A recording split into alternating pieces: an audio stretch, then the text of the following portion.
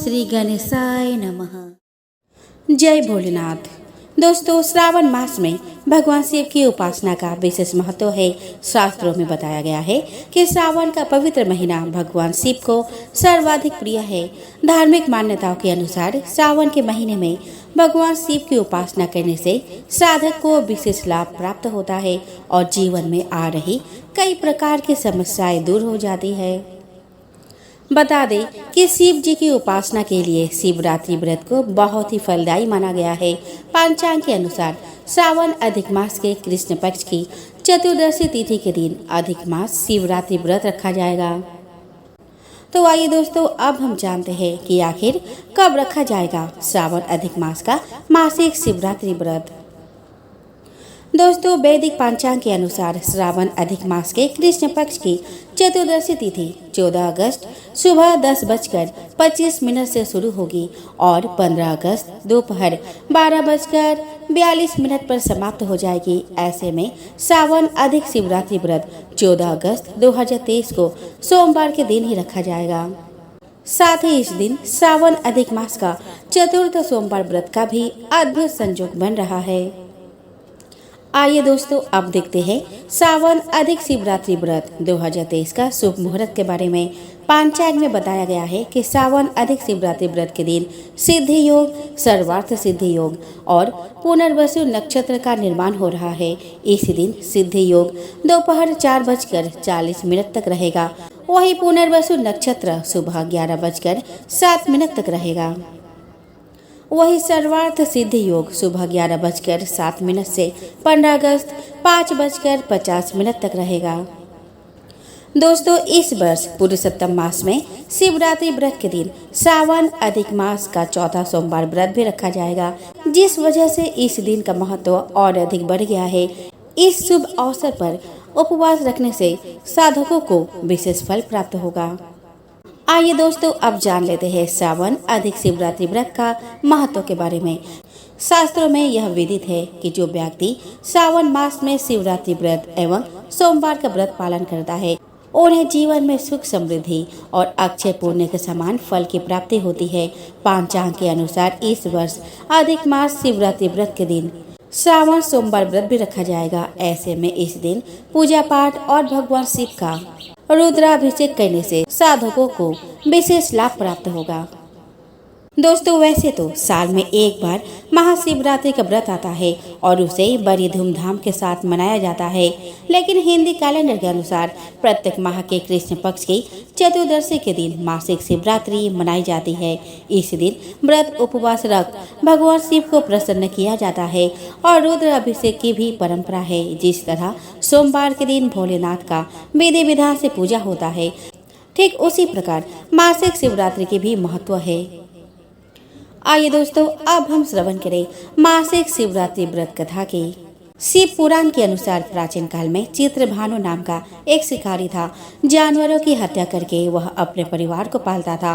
वह एक साहूकार का कर्जदार था, लेकिन उसने अपना ऋण समय पर ना चुका सका।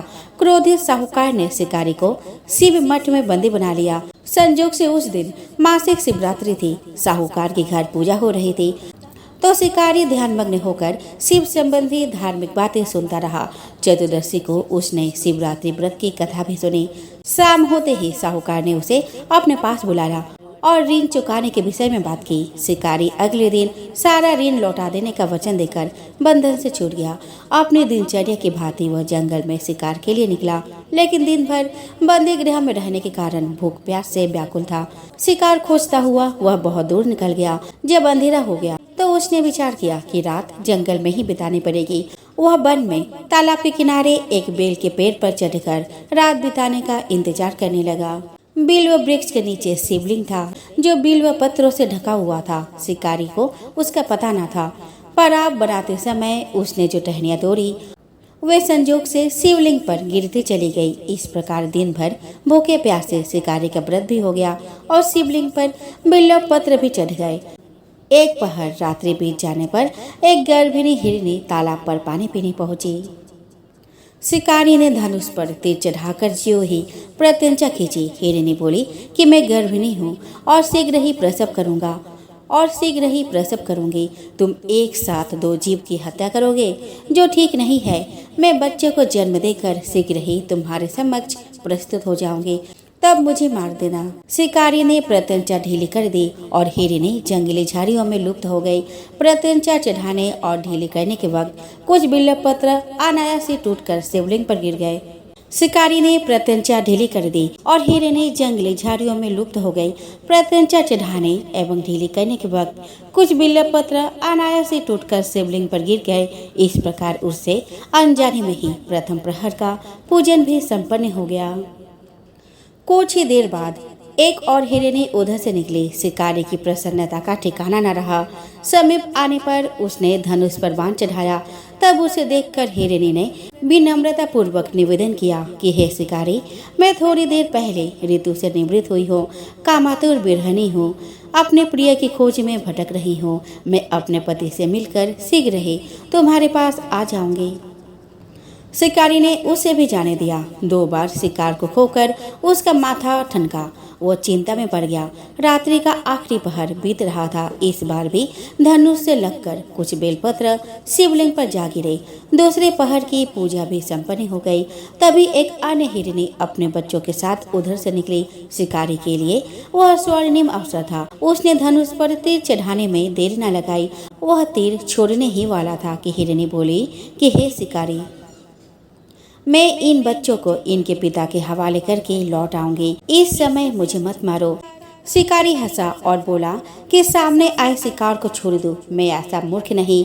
इससे पहले मैंने 2 बार अपना शिकार खो चुका हूँ। मेरे बच्चे भूखे प्यासे व्यग्र हो रहे होंगे।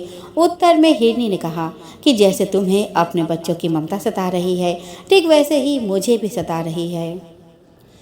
हे शिकारी, मेरा विश्वास करो, मैं इन्हें इनके पिता के पास छोड़कर तुरंत लौटने की प्रतिज्ञा करती हूँ। हिरनी का दिन स्वर सुनकर शिकारी को उस पर दया आ गई। उसने उस मृगी को भी जाने दिया। शिकार के अभाव में तथा भूख प्यास से व्याकुल शिकारी अनजाने में ही बेल वृक्ष पर बैठा बेलपत्र तोड़कर नीचे फेंकता जा रहा था। पौ फटने को हुई तो एक हष्ट-पुष्ट मृग उसी रास्ते पर आया। शिकारी ने सोच लिया कि इसका शिकार वह अवश्य करेगा। शिकारी की तनी प्रत्यंचा देखकर मृग विनीत स्वर में बोला कि हे शिकारी, यदि तुमने मुझसे पूर्व आने वाले 3 मृगियों तथा छोटे छोटे बच्चों को मार डाला है तो मुझे भी मारने में विलंब न करो, ताकि मुझे उनके वियोग में एक क्षण भी दुख न सहन करना पड़े।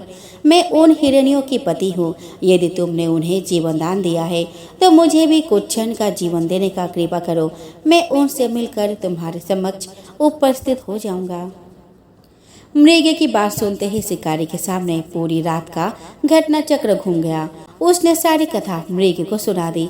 तब मृग ने कहा कि मेरी 3 पत्नियां जिस प्रकार प्रतिज्ञाबद्ध हो गई है, मेरी मृत्यु से अपने धर्म का पालन नहीं कर पाएंगे। अतः जैसे तुमने उन्हें विश्वास पात्र मानकर छोड़ा है, वैसे ही मुझे भी जाने दो। मैं उन सब के साथ तुम्हारे सामने शीघ्र ही उपस्थित होता हूँ। शिकारी ने उसे भी जाने दिया। इस प्रकार प्रातः हो गई। उपवास, रात्रि जागरण तथा शिवलिंग पर बेलपत्र चढ़ाने से अनजाने ही पर शिवरात्रि की पूजा पूर्ण हो गई। पर अनजाने में ही की हुई पूजन के परिणाम उसे तत्काल मिला। शिकारी का हिंसक हृदय निर्मल हो गया। उसमें भगवत शक्ति का वास हो गया। थोड़ी ही देर बाद वह मृग सब परिवार शिकारी के समक्ष उपस्थित हो गया ताकि वह उनका शिकार कर सके।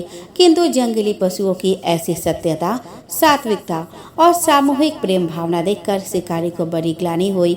उसने मृग परिवार को जीवन दान दे दिया।